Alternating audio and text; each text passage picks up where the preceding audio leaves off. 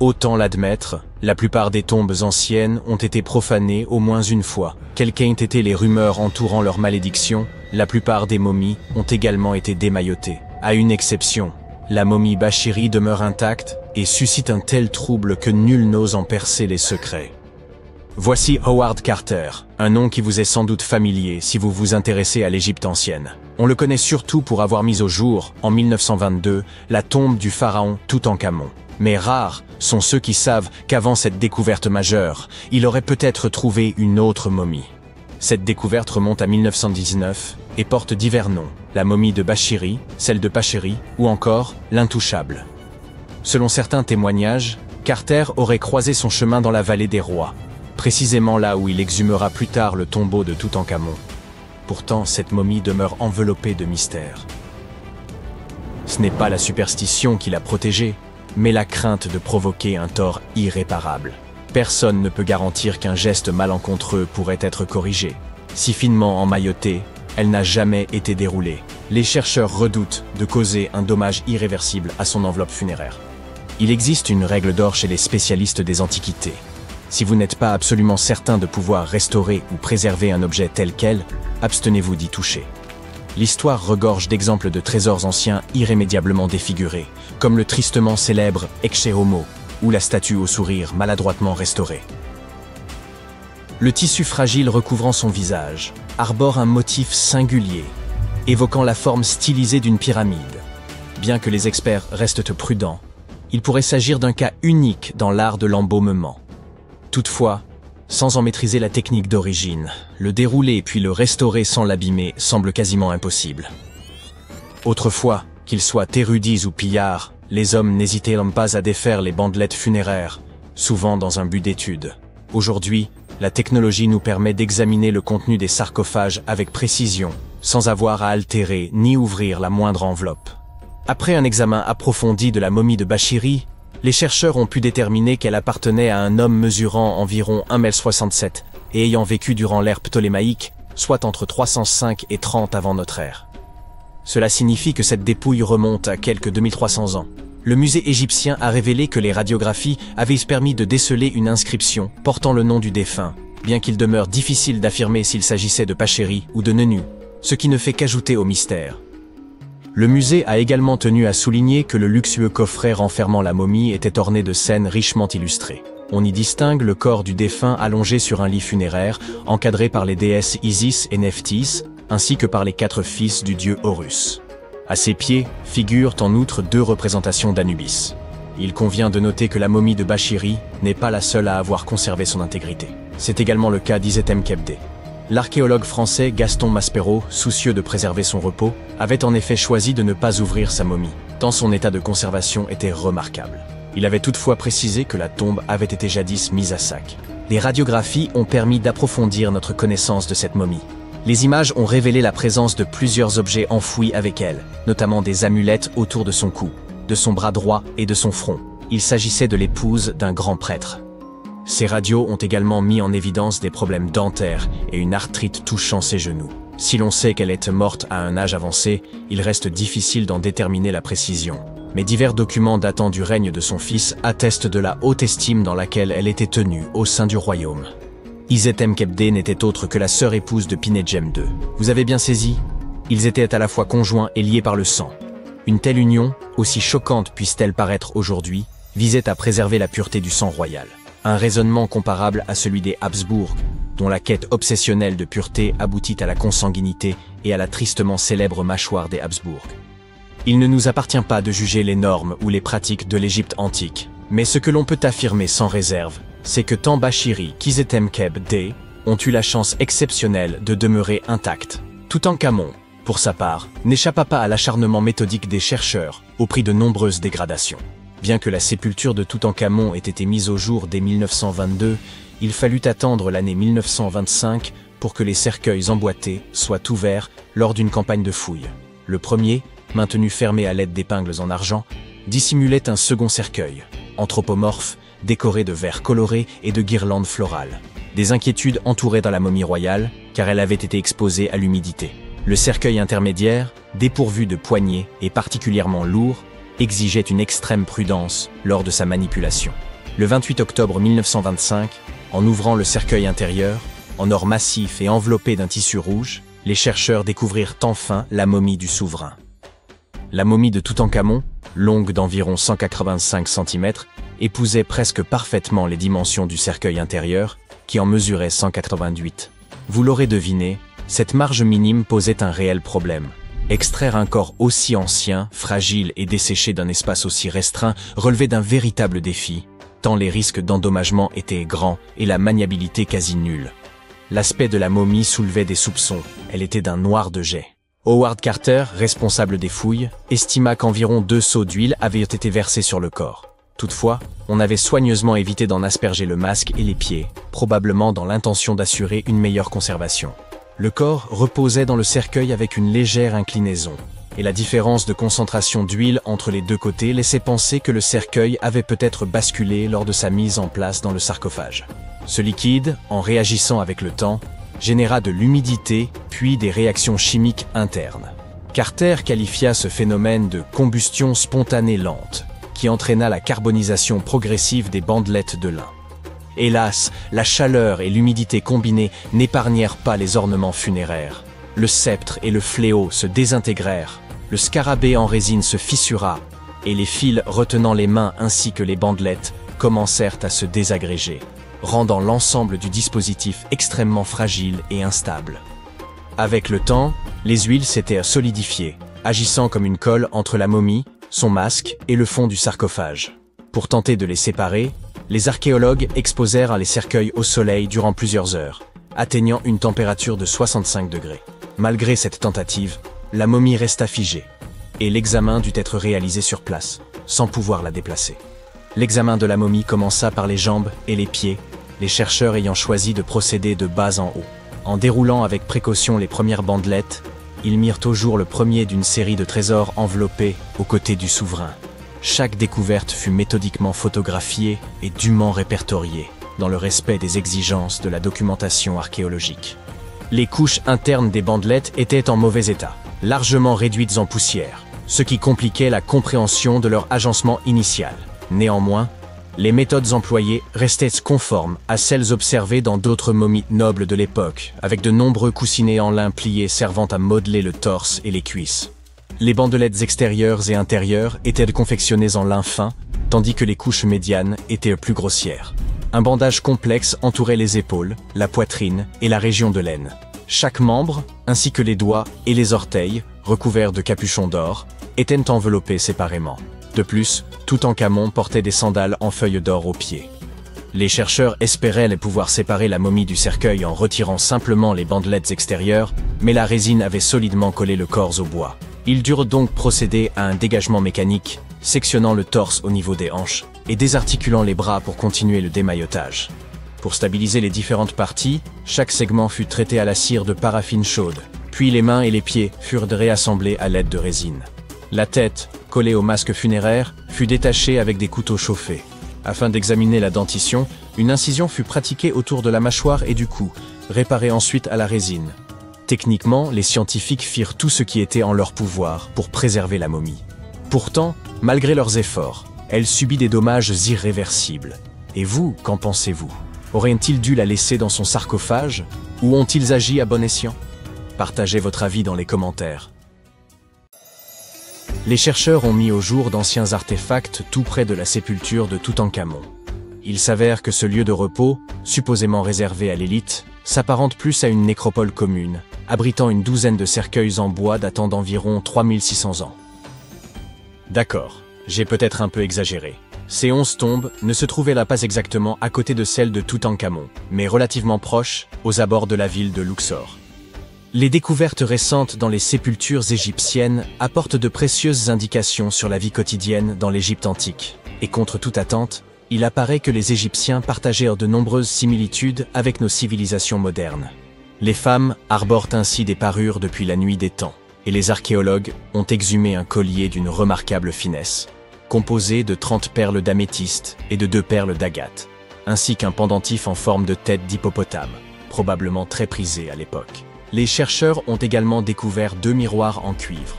l'un doté d'un manche sculpté en forme de lotus, l'autre orné de la déesse Hathor, associée au ciel, à la féminité, à la fertilité et à l'amour. Ces fouilles récentes aux abords du tombeau de Toutankhamon ont révélé une découverte saisissante. Pour la première fois depuis des millénaires, des vestiges du temple funéraire de la reine Hatshepsut ont été mis au jour. Essayez donc de le répéter rapidement 10 fois. Finalement, oublié. Considérée comme la deuxième femme à avoir régné en tant que pharaon, cette souveraine exerça son pouvoir avec courage et sagesse, laissant un héritage aussi durable que la pierre. Son temple, enfoui durant des siècles, constitue désormais une fenêtre précieuse sur une époque marquée par les intrigues et la ferveur spirituelle. Les archéologues ont exhumé plus de 1000 blocs de pierre richement ornés en périphérie du temple funéraire d'Hatshepsut. Peu de femmes réussirent à accéder au trône dans l'Égypte antique. À proximité, une autre tombe a été découverte. Elle appartenait à Djehutimès, intendant du palais de la reine Tétichéri. La reine Hatshepsut semble avoir bien plus de tombes, ou plutôt d'atouts, cachés dans sa manche. Contrairement aux pyramides, ces tombes ont été directement creusées dans la roche, illustrant une approche singulière de la préservation de l'âme dans l'au-delà. Les fouilles ont permis d'exhumer plusieurs objets anciens fascinants. Des jouets en argile, des masques de momies, des scarabées ailés et quelques amulettes. Malheureusement, il est probable que bien d'autres artefacts aient disparu au fil des siècles, car des visiteurs moins scrupuleux que les archéologues ont exploré le site avant eux. Il y a fort à parier que des pillards aient mis la main sur certaines pièces de grande valeur. Pourtant, ils ont laissé derrière eux quelques vestiges intéressants pour les chercheurs, notamment des poteries destinées aux offrandes de pain et de viande, ainsi que des arcs, suggérant un lien entre les propriétaires de ces tombes et l'armée égyptienne. En parlant de protection de l'âme, elle est bien plus essentielle qu'on ne pourrait le croire, surtout lorsqu'on se promène aux abords de Luxor à la recherche de secrets enfouis. Vous n'êtes pas du genre à craindre la malédiction de Toutankhamon, n'est-ce pas? Laissez-moi vous raconter ce qui est arrivé à ceux qui l'ont bravé, mais n'allez pas tout prendre au pied de la lettre. Pendant des années, certains égyptologues, en particulier ceux qui prêtaient foi au paranormal, ont été convaincus qu'une malédiction pesait sur les découvertes liées à Toutankhamon. Cette croyance prenait racine dans la mort brutale et inexpliquée de plusieurs membres de l'équipe ayant exhumé son tombeau en 1922. Puisqu'aucune explication scientifique évidente ne justifiait ces décès, il était plus simple de les attribuer à une force surnaturelle et d'éviter de se poser davantage de questions. Or, il semble que cette fameuse malédiction ne soit qu'un mythe. En réalité, ces décès pourraient être liés à l'exposition à des radiations mortelles. Mais d'où provenaient-elles? Après tout, si la radioactivité fut découverte au XIXe siècle, il est difficile d'imaginer que les anciens Égyptiens aient eu accès à du radium pour illuminer le tombeau de Toutankhamon d'une lueur inquiétante. Alors, quelle est la véritable explication? Il se pourrait que des déchets toxiques soient à l'origine de ces morts mystérieuses. Des niveaux élevés de radiation issus de l'uranium et d'autres substances dangereuses auraient été piégés dans le tombeau depuis plus de 3000 ans. D'ailleurs, il se murmure que la chambre funéraire de Toutankhamon contiendrait encore aujourd'hui des taux de radiation si élevés que toute personne y pénétrant risquerait de développer une maladie incurable due à tant d'exposition. Et si cela vous semble exagéré, dites-vous que vous pourriez frôler un niveau de contamination similaire si vous laissez moisir des restes de nourriture au fond de votre frigo pendant 1 mois. Toutefois, cette radioactivité ne se limite pas au tombeau de Toutankhamon. La recherche d'artefacts égyptiens est proprement fascinante mais tout aussi périlleuse. De nombreuses tombes de l'Ancien Empire affichent des niveaux de radiation anormalement élevés. Les compteurs Geiger ont détecté des radiations sur 2 sites proches des pyramides de Gizeh, et du radon, un gaz radioactif, a été relevé dans plusieurs tombes souterraines de Saqqara. Il est probable que les bâtisseurs de ces sépultures aient eu conscience de ces toxines. Des avertissements gravés sur les murs mettent en garde contre une mort inévitable pour quiconque ose profaner ces lieux. L'une des inscriptions prévient « Quiconque violera ce tombeau périra d'un mal qu'aucun médecin ne saura comprendre ». D'autres formules évoquant l'interdit causé par des esprits maléfiques ont sans doute renforcé la peur de ces malédictions antiques. Depuis toujours, ces avertissements intriguent les archéologues. Mais un événement survenu il y a un siècle a ravivé la crainte des malédictions.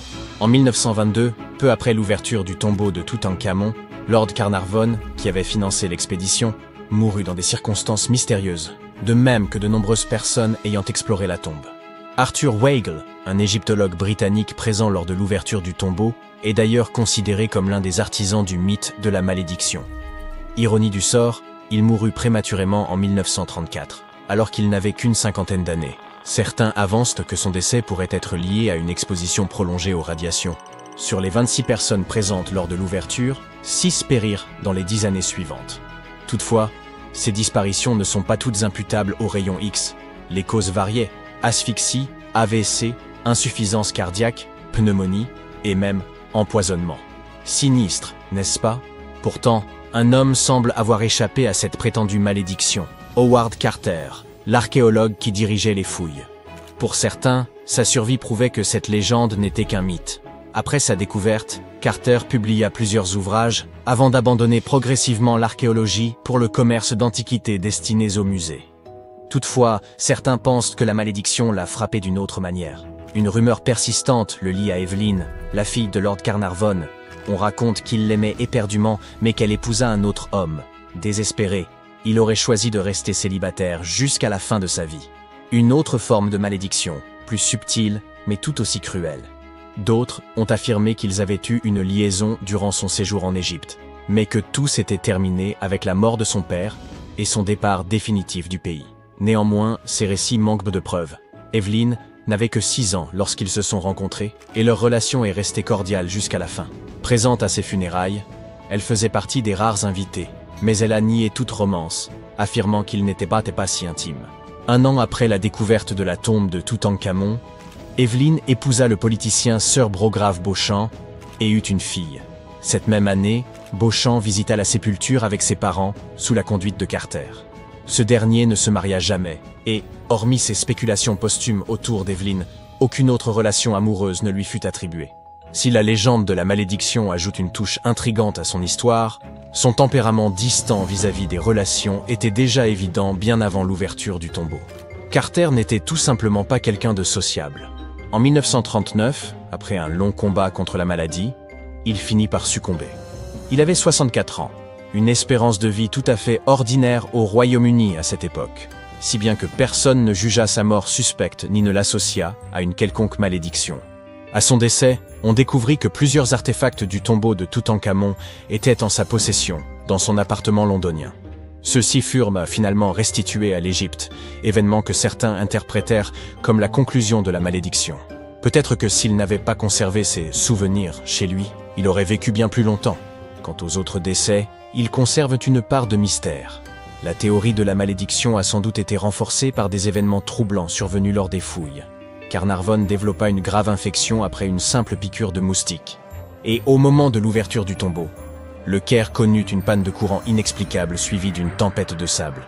En Angleterre, le chien de Lord Carnarvon, Suzy, s'échappa de la demeure et se mit à aboyer frénétiquement, sans raison apparente, du moins si l'on en croit les témoins.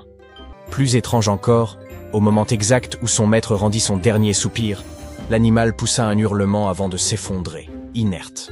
Peut-être que les radiations n'ont finalement joué aucun rôle et que les anciens artefacts du tombeau de Toutankhamon étaient réellement porteurs d'une malédiction. Troublant, n'est-ce pas? En novembre 1922, un garçon marchant dans les montagnes désertiques d'Égypte a découvert des marches antiques taillées dans la roche. Par la suite, cette découverte est devenue l'une des plus grandes et des plus importantes découvertes archéologiques au monde. Cette marche faisait partie du tombeau intact de Toutankhamon. Les archéologues ont trouvé environ 5000 objets anciens, dont des bijoux, des tissus, des vases peints et des masques funéraires. Tu as probablement vu l'un d'entre eux. Il est devenu l'un des attributs les plus reconnaissables de l'Égypte ancienne. Plus de 100 ans se sont écoulés depuis. Aujourd'hui, l'humanité s'est enfin rapprochée d'une autre découverte de grande envergure, la tombe de Cléopâtre. Cette reine a été la dernière souveraine active du royaume ptolémaïque d'Égypte, qui a siégé sur le trône de 51 à 30 avant notre ère. Il existe de nombreux documents anciens sur Cléopâtre, son règne et sa personnalité hors du commun. Mais jusqu'à présent, personne n'avait découvert les secrets de son décès et de son lieu de sépulture. Kathleen Martinez, archéologue, étudie depuis des décennies les documents anciens et les temples autour d'Alexandrie et a conclu que la tombe de la reine devait se trouver sous la cité antique de Taposiris Magna, Tapusiris Magna, fondée en 280 avant notre ère. Il s'agissait d'une grande ville située sur la côte nord de l'Égypte, où des dizaines de milliers de personnes travaillaient dans le commerce et l'industrie. Et il semble que les suppositions du docteur Martinez se soient révélées exactes. Avec un groupe d'archéologues, elle a découvert un tunnel souterrain secret près d'Alexandrie, d'une longueur d'environ 1300 mètres. Il a été creusé dans la roche sous le temple de Taposiris Mania. Au cours des fouilles, ils ont trouvé de nombreux éléments qui indiquent que la tombe de Cléopâtre se trouve dans les profondeurs du tunnel. Il est également possible qu'elle y soit enterrée avec le commandant romain Marc-Antoine. Selon des documents anciens, Cléopâtre et Marc-Antoine s'aimaient et s'opposaient ensemble au Sénat romain, qui déclarait Antoine traître. Le fait que des catastrophes naturelles se soient produites sur le territoire de Taposiris Mania pendant des milliers d'années peut compliquer les fouilles. Des tremblements de terre et des inondations ont détruit la ville, et peut-être inondé ces tunnels souterrains. Mais les archéologues espèrent peu que l'ancienne tombe est restée intacte, et qu'elle cache de nombreux trésors et documents sur la vie royale de l'Égypte ancienne, sous le règne de la dernière dynastie. Il est possible que les fouilles se déroulent sous l'eau et dans la boue. Cela demandera beaucoup de temps et de moyens financiers, mais les archéologues sont sûrs que cela en vaut la peine.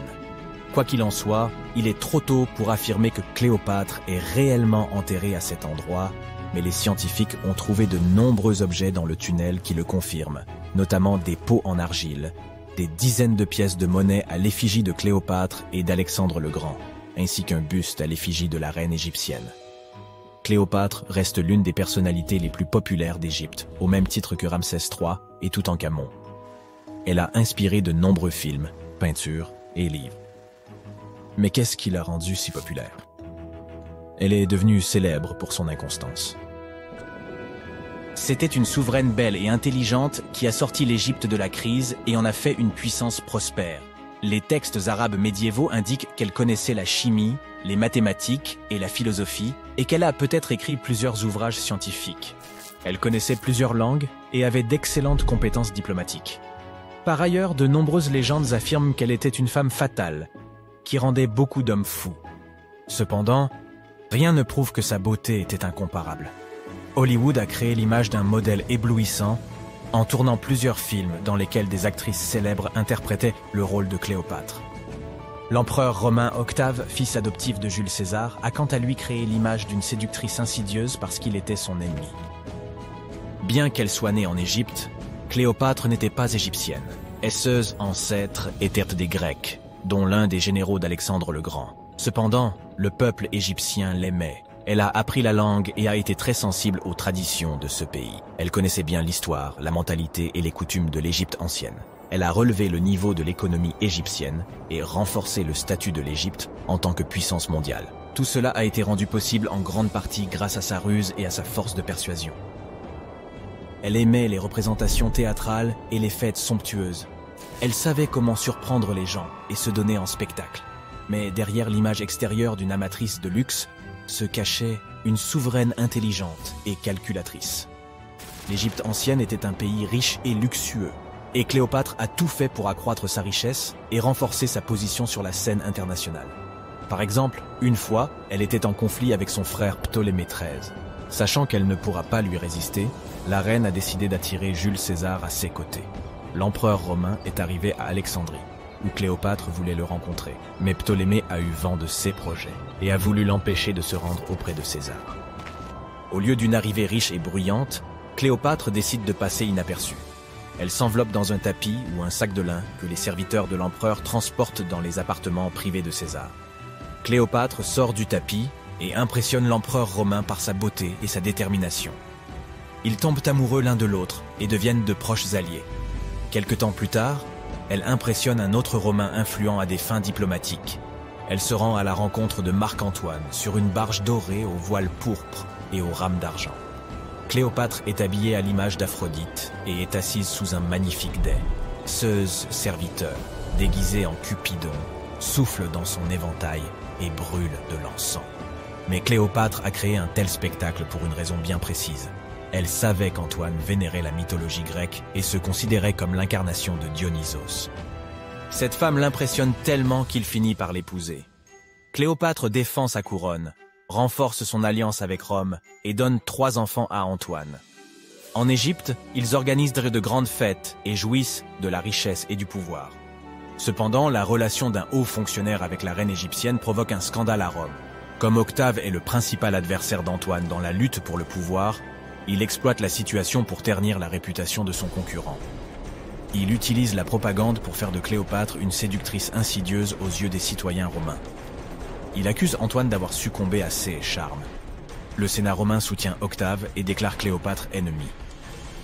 En 33 avant notre ère, ce conflit atteint son apogée lorsque la marine d'Antoine affronte la flotte d'Octave. Ce dernier l'emporte et oblige son ennemi à fuir en Égypte avec Cléopâtre. Selon certaines sources, il se serait réfugié près d'Alexandrie. Poursuivi par les Romains, il se cache dans l'un des palais de Cléopâtre et trouva la mort. Certaines légendes racontent que Cléopâtre était experte en poison. Elle aurait provoqué la morsure d'un serpent venimeux, une vipère ou un cobra égyptien. Selon une autre légende, elle se serait piquée avec une aiguille empoisonnée. Une théorie veut que Cléopâtre ait toujours transporté une ampoule de poison dans sa brosse à cheveux. Lorsqu'elle était coincée, elle imbibait l'aiguille de ce poison et se piquait. Rien de tout cela n'est certain. Les scientifiques tentent toujours de découvrir la vérité. Peut-être que lorsqu'ils atteindront la tombe de Cléopâtre, le monde obtiendra plus de réponses sur son destin tragique. Elle est considérée comme la dernière souveraine d'Égypte. Après sa mort, Octave pille ses palais et ses temples et retourne à Rome, où il devient le principal empereur. Il gouverne le pays avec succès et en élargit les frontières. Son règne s'est achevé à l'âge de 75 ans. L'histoire du monde aurait été différente si Cléopâtre et Marc-Antoine n'avaient pas perdu cette bataille navale. À propos, saviez-vous qu'il s'est écoulé plus de temps entre le règne de Cléopâtre et le volume de Neil Armstrong sur la Lune qu'entre le règne de la reine égyptienne et la construction de la grande pyramide de Gizeh? Armstrong a posé le pied sur le satellite de la Terre en 1969, soit 2038 ans après la naissance de Cléopâtre. Et la construction de la pyramide a eu lieu en 2560 avant notre ère. Imagine la longueur de l'histoire de l'Égypte ancienne. Cléopâtre est plus proche de nous dans le temps que les pyramides. Contrairement à de nombreux autres sites funéraires de l'Égypte ancienne, la tombe du roi Toutankhamon est restée cachée, à l'abri des voleurs, pendant près de 3000 ans. L'une des raisons était que cette tombe était plus petite que la moyenne, et qu'elle était dissimulée dans le site de la Vallée des Rois. Cette région était déjà abondamment explorée au moment où l'on est tombé par hasard sur l'emplacement de la tombe du pharaon. L'entrée était complètement ensevelie sous les débris provenant de la construction d'une tombe voisine, ce qui a dû également aider à préserver son secret. Il n'y avait pas non plus la moindre inscription à l'extérieur de la tombe. Le passage du temps aura également joué un rôle dans son remarquable état de préservation jusque dans les années 20, lorsqu'un dénommé Howard Carter y est finalement parvenu. Mais Carter était-il un héros pour autant? Des découvertes récentes suggèrent qu'il aurait pu être moins honnête qu'on a pu le penser. Carter n'était pas seulement considéré comme un chasseur de trésors renommé, c'était un véritable archéologue. Il s'était, bien avant Toutankhamon, plongé dans la quête d'artefacts égyptiens. Il avait découvert son intérêt pour ces objets insolites dès l'enfance et avait rapidement commencé à reproduire les sculptures et les inscriptions découvertes dans les tombes anciennes. Après avoir découvert les restes du roi Toutankhamon, Carter aura passé près d'une décennie à traiter et consigner toutes sortes d'objets, comme des trônes en or, des chars et des statues provenant de la tombe, les expédiant le long du Nil vers le musée égyptien du Caire. Du moins, c'était là l'histoire officielle. Des découvertes plus récentes affirment que tous ces objets n'auraient même pas été remis aux officiels égyptiens. Une lettre retrouvée semble révéler ce qui fut la politique de Carter. 10 pour eux et 1 pour moi. Et 1. La lettre en question avait été envoyée à Sir Alan Gardiner, philologue et ami de Carter, et datée de 1922. Dans ses écrits, Carter mentionnait avoir découvert la tombe et demandait à son ami quelques conseils. Dans une autre lettre de 1934, Gardiner semblait remercier Carter pour un amulette, qui lui aurait été envoyé comme cadeau de remerciement. Carter insistait sur le fait qu'elle ne provenait pas de la tombe de Toutankhamon, mais manifestement, c'est bien de là que venait. Le directeur britannique du musée égyptien était lui-même au courant des manigances de Carter, mais ne pouvait pas les prouver. Il a comparé l'amulette de Gardiner avec d'autres qui provenaient de la tombe de Toutankhamon, et aux surprises, elles se ressemblaient à s'y méprendre. Gardiner était tellement embarrassé d'avoir été mis dans une situation si délicate qu'il s'est plaint à Carter dans une autre lettre. En bon ami, Gardiner a préféré ne pas jeter l'opprobre sur le célèbre archéologue. À la place, il a conseillé à Carter de restituer ses objets volés au Caire, tout comme il vous conseillerait de donner un coup de pouce cette vidéo et de vous abonner à la chaîne pour plus de vidéos incroyables sur les secrets les plus pharaoniques de l'histoire. Ce n'est pas le seul élément louche concernant le comportement de Carter après la découverte. En 1947, un dénommé Alfred Luca, qui avait travaillé aux côtés de l'archéologue controversé, a livré des informations dans une obscure revue Kerot. Il affirmait que Carter avait discrètement forcé la porte de la chambre funéraire par lui-même. Après quoi, il l'avait refermée comme si de rien n'était avant d'officialiser la découverte. Pourquoi aurait-il fait cela? Eh bien, la même théorie suggère que Carter et son équipe auraient pu pénétrer dans la tombe plus tôt afin de faire main basse sur quelques trésors anciens. Bien entendu, ces gens ne pouvaient pas risquer de revendre de tels objets de leur vivant, mais s'assureraient qu'ils soient vendus aux enchères après leur décès. Carter n'a cependant jamais rien avoué. Il n'a pas émis de démenti officiel non plus. Mais le gouvernement égyptien ne pouvait pas risquer d'autres disparitions inexpliquées. On lui a donc interdit l'accès à la tombe pendant un certain temps. Certains ont associé ces disparitions à la malédiction du roi Toutankhamon. Si vous n'en avez jamais entendu parler, sachez que cette histoire effrayante a passionné les foules peu après la découverte de la sépulture du pharaon. On prétendait que quiconque interférait avec la tombe du jeune roi serait poursuivi par la malédiction. Ce n'est pas aussi spectaculaire qu'une momie se lançant après vous, mais il se murmure que tous ceux qui ont perturbé la demeure de Toutankhamon ont rencontré des fins aussi mystérieuses que prématurées. Le décès le plus remarquable lié à cette prétendue malédiction est celui de George Herbert, le 5e comte de Carnarvon. C'est cet aristocrate britannique qui avait financé la quête de cette tombe, et il est décédé juste un an après l'ouverture du caveau. Aujourd'hui, les gens aiment y voir un grand mystère, mais il se trouve qu'Herbert était déjà en très mauvaise santé lorsqu'il est parvenu au Caire, et qu'il a fini par succomber à une maladie commune. Maintenant, parlons chiffres. Beaucoup de monde s'est trouvé lié à l'ouverture de ce tombeau. Des gardes de sécurité, des archéologues et quantité d'ouvriers. Et certes, quelques-uns d'entre eux sont morts peu après que le tombeau a commencé à recevoir des visiteurs. Mais aussi attrayante que soit cette malédiction dans notre récit, statistiquement, si vous avez un groupe de personnes impliquées dans l'ouverture d'une tombe, vous devriez vous attendre à quelques décès, simplement du fait du hasard. La durée de vie moyenne de tous ceux qui auraient été frappés par l'ancienne malédiction était de plus de 20 ans après que le sort se soit abattu sur eux. La fille d'Herbert a même vécu jusque dans les années 80, soit 50 ans plus tard. Et Howard Carter lui-même a vécu jusqu'en 1939, soit 16 ans après la grande découverte. Certains ont suggéré que toute cette malédiction n'était rien de plus qu'une stratégie de communication soigneusement élaborée. Lorsque la tombe de Toutankhamon a été découverte, Howard Carter était soucieux d'en tenir les journalistes à l'écart. Ainsi, il aurait pu inventer une malédiction pesant sur quiconque se serait approché de la sépulture du jeune roi. Mais qu'a-t-on bien pu dérober dans la tombe de Toutankhamon? Eh bien, pour commencer, quelques bijoux. Ils pourraient avoir été volés par Howard Carter lui-même, selon un spécialiste français, qui a mené une recherche approfondie en examinant de vieilles photos prises à l'intérieur de la tombe dans les années 20. Il a comparé ces images à celles de divers objets provenant de musées et de ventes aux enchères, et il s'est rapidement mis à retracer l'itinéraire de certains des bijoux de Toutankhamon. Tout d'abord, il y a ce collier, qui ornait autrefois la poitrine du pharaon. Il était brisé en plusieurs morceaux, et certaines parties ont été envoyées via Carter au musée Nelson Atkins du Missouri. Pendant ce temps, d'autres morceaux ont été réarrangés en collier par des gens qui ont tenté de le vendre aux enchères en 2015, mais sans succès. Le musée Nelson Atkins lui-même ne nie pas les faits, puisqu'il confirme l'information sur son propre site web. Et puis, il y a la fameuse coiffe de Toutankhamon. Quelques perles de celle-ci auraient également été volées par Carter. Elles ont ensuite été enfilées pour former un nouveau collier, qui est aujourd'hui conservé au musée d'art de Saint-Louis. Un autre collier élégant, fait de céramique émaillée, a passé un certain temps au Metropolitan de New York. Heureusement, il a été renvoyé en Égypte il y a un peu plus d'une décennie. Il semble qu'il ait été, comme on pourrait s'y attendre, également volé par Carter. Malgré les articles manquants, la tombe de Toutankhamon a tout de même révélé une multitude d'objets incroyables, qui nous ont permis d'en apprendre davantage sur cette culture ancienne. Commençons par le célèbre masque funéraire.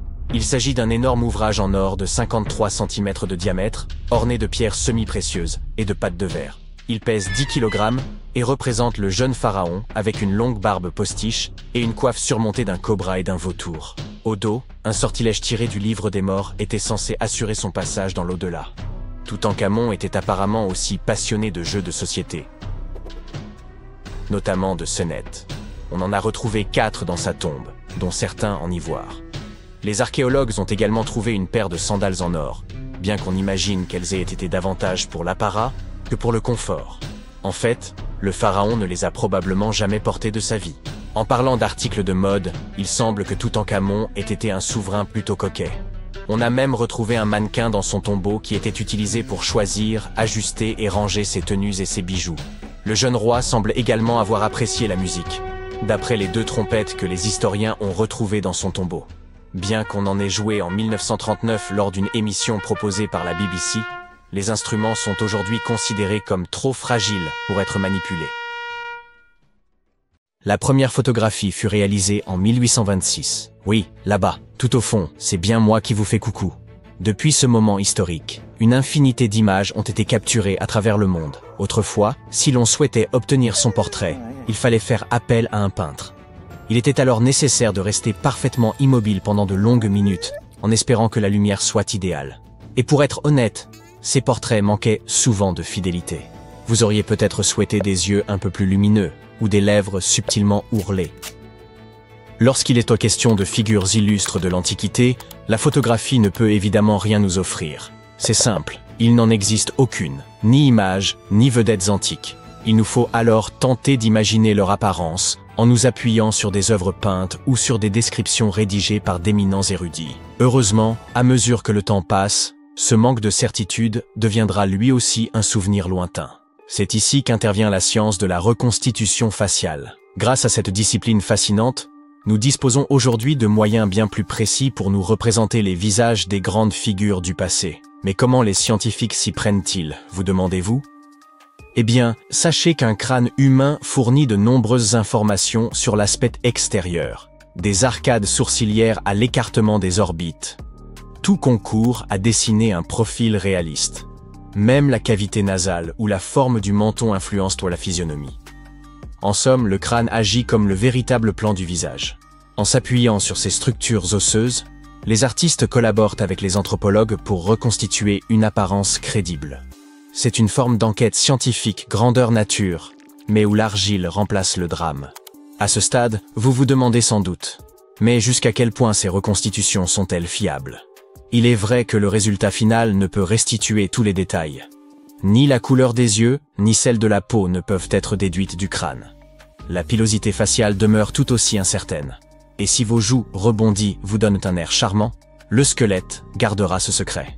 Malgré ses limites, la reconstitution faciale demeure un précieux outil pour esquisser les traits de personnages historiques. Le procédé en lui-même est particulièrement impressionnant. Un sculpteur expérimenté travaille en étroite collaboration avec un anthropologue pour analyser les caractéristiques du squelette et façonner les traits du visage à l'aide d'argile.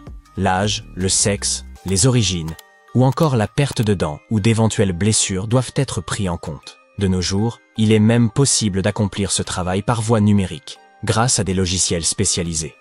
Compte tenu de ces avancées remarquables, avez-vous entendu parler des dernières révélations sur la lignée de Toutankhamon? Il semblerait que son père présumé, un ancien pharaon d'Égypte, ait récemment bénéficié d'une reconstitution numérique complète. Et croyez-moi, le résultat lui confère une allure à la fois majestueuse et apaisée.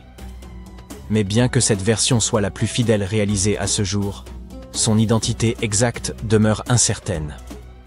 Ce mystérieux personnage fut découvert en 1907 dans la vallée des rois, à quelques pas de la sépulture de Toutankhamon.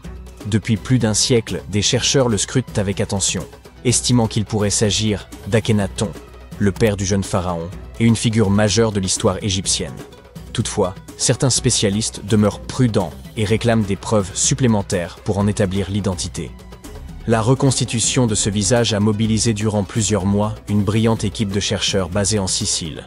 Pour parfaire leur travail, ils ont sollicité l'aide d'un artiste judiciaire brésilien spécialisé en 3D. Contrairement aux versions antérieures, ce modèle privilégie une étude fine de la physionomie, volontairement détachée de tout artifice comme la chevelure, les bijoux ou autres ornements. Dans la même veine, permettez-moi de vous présenter une toute nouvelle fashionista. Il ne s'agit pas d'une célébrité contemporaine, mais d'une chasseresse-cueilleuse ayant vécu en Suède il y a près de 7000 ans. Sa reconstitution la montre sous un jour saisissant. Une cape ornée de plumes, un collier d'ardoise et une ceinture composée de 130 dents d'animaux. Un style audacieux, voire intemporel. Sa peau sombre, décorée de motifs blancs, lui confère l'allure d'une véritable œuvre d'art. Mais ne vous laissez pas éblouir par son apparence. Cette femme ne se réduisait pas à un simple visage. Elle fut enterrée en position verticale entre 5500 et 4600 avant notre ère, et ses précieux bijoux révèlent qu'elle tenait un rôle notable au sein de sa communauté. C'est grâce à la collaboration entre un archéologue et un sculpteur que nous pouvons aujourd'hui contempler le visage de cette femme du passé. Un scanner de son crâne leur a permis de reconstruire son expression, muscle après muscle, une véritable rencontre avec l'histoire. Bien que son rôle dans la communauté demeure incertain, le soin apporté à son lieu de sépulture laisse penser qu'elle occupait une place éminente parmi les siens. Ötzi, la momie alpine âgée de 5300 ans, a elle aussi bénéficié d'un ravalement de façade grâce à cette remarquable technologie. N'allez pas croire qu'elle ait consulté un chirurgien plastique. 2 frères néerlandais ont uni sciences médico-légales et art pour recréer son visage à l'occasion d'une exposition en Italie. Ötzi fut découvert en 1991 par des randonneurs ayant retrouvé ses restes gelés dans les montagnes, près de la frontière italo-autrichienne. Il est plus ancien que Stonehenge ou que les pyramides de Gizeh. Aujourd'hui, grâce au talent conjugué des 2 frères, son visage a été restitué à partir d'images 3D de son crâne. Un photographe a immortalisé chaque étape de cette reconstitution pendant près de 6 mois. Des études antérieures ont révélé qu'il serait mort d'une blessure par flèche. Son corps, abandonné dans une région glacée et isolé en altitude, a été préservé naturellement par la neige. Aujourd'hui, il repose dans une chambre froide du musée, reproduisant les conditions humides et frigorifiques du glacier. Un système de refroidissement inédit permet même de présenter la momie au public sans compromettre sa conservation. Le dernier anniversaire d'Ötzi fut son 46e, un âge plutôt avancé pour son époque. Il mesurait environ 1,60 m pour un poids avoisinant les 50 kg, ce qui en faisait un homme de petite stature. Mais après plus de 5000 ans, qui s'en soucie vraiment? Le roi Henri VII d'Angleterre a lui aussi bénéficié d'un relooking numérique. Et le résultat est saisissant. Un graphiste a utilisé un masque mortuaire datant de 1509 pour produire une reconstitution aussi fidèle qu'impressionnante. Vous vous demandez pourquoi un masque? Avant l'invention de la photographie, on employait de la cire pour conserver les traits d'une personne avec bien plus de précision que par la peinture. Et, disons-le franchement, cette version d'Henri change complètement la donne. Henri VII régna sur l'Angleterre de 1485 à 1509. Un portrait de lui, visible à l'abbaye de Westminster, était déjà très crédible, mais cette nouvelle version numérique pousse encore plus loin. Il fallut environ 2 mois à l'équipe pour l'achever, à l'aide de logiciels spécialisés, d'algorithmes sur mesure et d'ajustements manuels particulièrement minutieux. Le projet débuta avec une image haute définition du masque, utilisée pour générer un modèle 3D du visage. Ensuite, les éclairages furent conçus. Enfin, les marques faciales et la chevelure furent ajoutées pour finaliser la reconstitution. Et ce n'est pas tout. Une barbe a été ajoutée au visage d'Henri VII, car les hommes de cette époque étaient souvent, barbus. Nous ne saurons jamais avec certitude s'il en portait une, mais ce détail humoristique apporte un certain charme à l'ensemble. L'équipe à l'origine de cette reconstitution a également redonné visage à d'autres figures historiques, telles que Mary Stuart, reine d'Écosse, ou encore Oliver Cromwell. Ces masques sont, en quelque sorte, des passerelles vers une époque révolue. Il est fascinant de constater que la technologie nous permet de remonter des millénaires pour contempler les visages que nous ne pouvions jusqu'alors que deviner. Qui sait, dans quelques siècles, peut-être que nos selfies serviront à leur tour de base à de nouvelles reconstitutions. L'ancienne cité de Taposiris Magna est nichée quelque part le long de la côte nord de l'Égypte. De nos jours, elle a conservé très peu de sa gloire d'antan. Mais ce qui se trouve en dessous pourrait bien détenir la clé d'un célèbre mystère. Celui de Cléopâtre, l'une des reines d'Égypte les plus mémorables de l'histoire. Le tunnel récemment découvert est également connu comme un prodige de géométrie pour son époque. Des fouilles ont mis à jour une structure de 13 mètres de long enfouie dans le sol et partiellement immergée. Sa forme et ses techniques de construction sont semblables à celles du tunnel de Palinos. Une autre incroyable découverte de l'Antiquité. Ce dernier se trouve sur l'île de Samos, en Grèce, et a été réalisé en creusant simultanément à partir de 2 points, dans le but de les faire se rencontrer au milieu.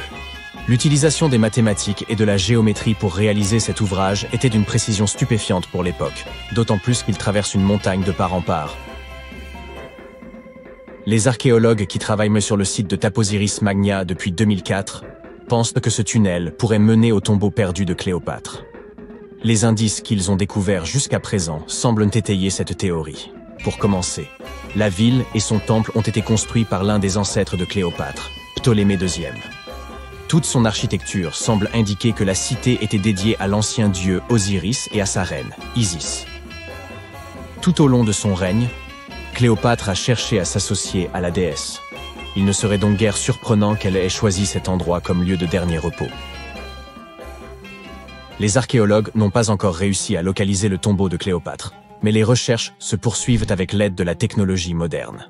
Pour mieux étudier cet emplacement, les chercheurs ont même eu recours à un dispositif spécial, appelé radar à pénétration du sol.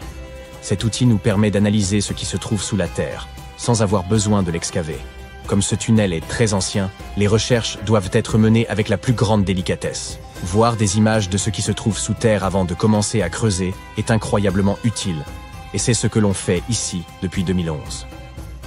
La découverte finale de la tombe de Cléopâtre pourrait nous aider à reconstituer son histoire. Surtout ce qui aurait pu se passer lors de la dernière partie de son règne, qui est encore entouré de mystères. Nous ne connaissons toujours pas la cause exacte de son décès. Certains pensent qu'elle aurait pu se laisser délibérément mordre par un cobra égyptien venimeux. D'autres ont suggéré qu'elle était tout à fait accoutumée au poison, en dissimulant même dans sa brosse à cheveux, au cas où le besoin s'en ferait sentir. Mais cela ne veut pas nécessairement dire qu'elle ait choisi de l'utiliser sur elle-même. Nous avons beaucoup d'autres informations intéressantes sur Cléopâtre, qui sont tout aussi dignes d'intérêt, comme le fait qu'elle ait eu sa propre styliste. La plupart des images que vous avez vues représentant la célèbre reine montrent que ses yeux étaient cernés de colle noire. Ce look aurait été créé par Airas, une servante connue pour avoir été sa cosméticienne attitrée. Elle traçait une longue ligne de ses yeux jusqu'à ses tempes, une technique de maquillage encore utilisée aujourd'hui pour mettre les yeux en valeur. Airas aurait été une figure importante tout au long de sa vie, officiant également comme sa confidente et sa plus proche amie. Il existe même quelques théories qui suggèrent qu'Airas se tenait à ses côtés lorsqu'elle a mis fin à ses jours. Malgré ses tenues recherchées, Cléopâtre n'était pas aussi belle qu'on le décrit. Ou du moins, c'est ce que pointent des recherches récentes. Certes, si l'on regarde les films et l'iconographie moderne, elle est représentée comme une femme d'une extrême beauté, aux traits symétriques et délicats. Toutefois, si l'on examine les pièces de monnaie représentant son profil de l'époque, son apparence laisse beaucoup à désirer. Son image sur les pièces de monnaie a peut-être également été exagérée, pour donner à la reine une apparence plus reconnaissable aux yeux de son peuple. Ainsi, il n'existe aucune source véritablement fiable pour confirmer son aspect. Mais sa description dans la plupart des textes de l'Antiquité évoque ses autres qualités, comme son éloquence et sa personnalité, plutôt que sa beauté. Cléopâtre est peut-être la reine égyptienne la plus célèbre à ce jour, mais elle n'était pas non plus le premier choix. Elle avait une sœur aînée, Bérénice, qui n'aura que très brièvement occupé le trône. Cette dernière ayant été renversée après 3 ans de règne, Cléopâtre s'est donc habituée à endosser le rôle et a commencé à se consacrer à sa propre éducation. Elle voyageait fréquemment à travers le pays pour se familiariser avec son peuple et avec leurs besoins. Elle n'avait que 18 ans lorsque les rênes du pouvoir lui ont été transmises, et elle a immédiatement gagné en popularité en raison de sa grande intelligence et de son instruction. Son goût pour la littérature était également renommé. On savait qu'elle était friande des œuvres d'Homère, le célèbre poète grec. Cléopâtre aimait d'ailleurs autant écrire qu'elle aimait lire. Il existe même des suppositions selon lesquelles elle aurait écrit un livre sur la médecine et les cosmétiques, mais nous n'avons aucune preuve à ce jour que ce travail ait jamais existé. Être une grande souveraine à cette époque signifiait qu'il était indispensable de parler plusieurs langues. Cléopâtre l'avait clairement compris. Et c'est pourquoi il se murmure qu'elle en connaissait de nombreuses, à des degrés divers. Certains archéologues ont suggéré qu'elle maîtrisait le grec, l'égyptien et l'éthiopien. ainsi que de nombreux dialectes arabes. Elle aurait également pu parler latin, mais il y a peu de preuves pour soutenir cette hypothèse. Elle n'avait peut-être pas des traits angéliques, mais Cléopâtre faisait vraiment attention à son apparence, à commencer par son alimentation. Elle aimait les repas simples, notamment une variété de poissons. Étant donné qu'elle vivait près de la mer Méditerranée, ce n'est vraiment pas une surprise. En guise de friandises, elle raffolait des pigeons farcis, qu'elle servait également à ses invités. D'autres plats au menu comprenaient des légumes et de la soupe de fèves. Les fruits et les noix n'étaient pas en reste dans son alimentation, et elle était également une grande amatrice de miel. Récemment, une équipe d'experts a même essayé de reproduire son célèbre parfum. Voyez cela comme l'équivalent antique du Chanel numéro 5. Cléopâtre était connue pour être une grande amatrice de parfums luxueux, dont elle croyait même qu'ils pouvaient influer sur la manière dont les gens la percevaient. La base de ce parfum est la myrrhe, une résine récoltée sur un arbre local. D'autres ingrédients ajoutés au mélange étaient également répandus à l'époque, comme la cardamome, l'huile d'olive et la cannelle. Le résultat peut ne pas être aussi fragrant que les parfums que nous connaissons et employons aujourd'hui. Sa consistance était beaucoup plus épaisse, mais le parfum durait beaucoup plus longtemps. Quand elle était à l'apogée de sa gloire, Cléopâtre aurait bien pu être la personne la plus riche au monde. À cette époque, elle régnait sur un territoire qui s'étendait à travers la Méditerranée, de la Libye actuelle à l'ouest, en passant par l'Égypte jusqu'à la Syrie tout à l'est. À l'époque, c'était le plus grand territoire jamais dirigé par une femme. En monnaie d'aujourd'hui, sa fortune aurait donc pu avoisiner les 95 milliards de dollars. Les calendriers que nous utilisons aujourd'hui ont peut-être été introduits par Cléopâtre elle-même. C'est elle qui aurait présenté l'idée des années bissextiles et des jours intercalaires à Jules César, le général romain avec lequel on sait qu'elle était très proche. Suivant ses conseils, César aurait fait de ces ajustements une partie intégrante du calendrier romain. Les anciens Égyptiens savaient déjà que l'année était plus longue que 365 jours exactement. Ils ont découvert cela en étudiant l'étoile la plus brillante dans le ciel, appelée Sirius, et en ont conclu qu'une année durait en réalité 365 jours et un quart. C'est Elizabeth Taylor qui a fameusement introduit Cléopâtre dans l'imagerie populaire, lorsqu'elle l'a interprétée dans le film du même nom en 1963. À ce moment, il s'agissait du film le plus coûteux jamais produit. Il n'était censé coûter qu'environ 2 millions de dollars, mais a fini par engloutir l'incroyable somme de 44 millions. C'était principalement dû à des problèmes de scénario et de production. Pour réaliser ce film emblématique, les producteurs ont dû créer 79 décors de toutes pièces, ainsi que plus de 2006 000 costumes pour le reste du casting. Rien que les costumes de Cléopâtre d'Elizabeth Taylor ont coûté environ 2000 dollars.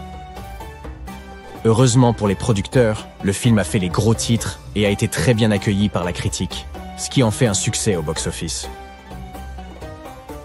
Certains associent Cléopâtre à un autre célèbre souverain d'Égypte, le pharaon Toutankhamon.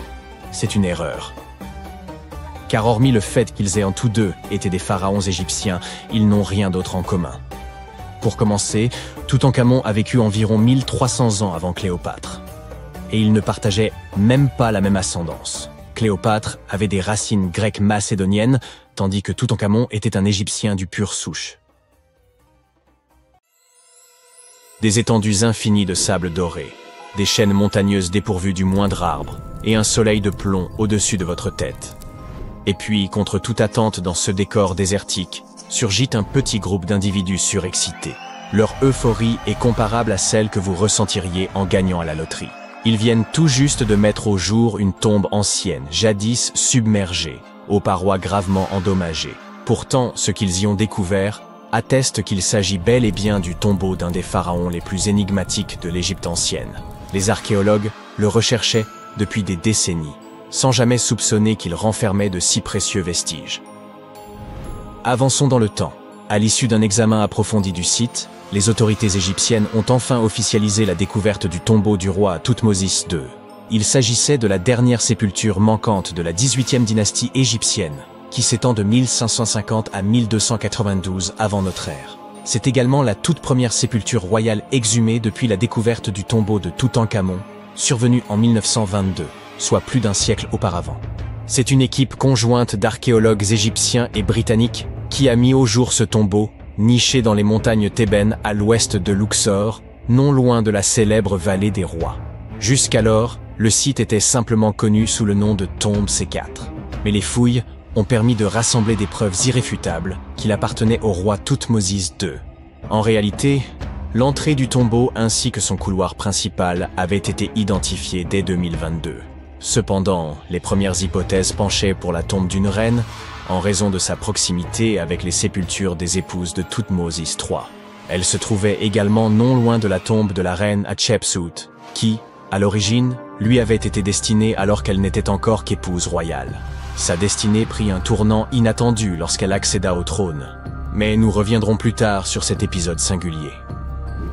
Bien vite, les chercheurs ont compris que leur découverte revêtait une importance capitale. Ils mirent au jour des vases en albâtre, frappés du nom de Thoutmôsis II, accompagnés de l'inscription « Roi défunt ». C'est là qu'ils comprirent qu'ils se trouvaient dans le véritable tombeau du souverain. Hélas, cette tombe n'a pas échappé aux affres du temps.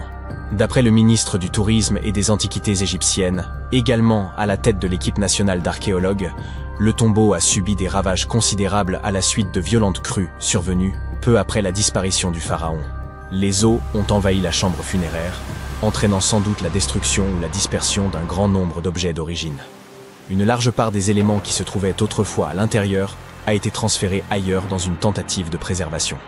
Les archéologues ont mis en évidence une architecture plutôt classique, une entrée et un couloir incliné menant à la chambre funéraire.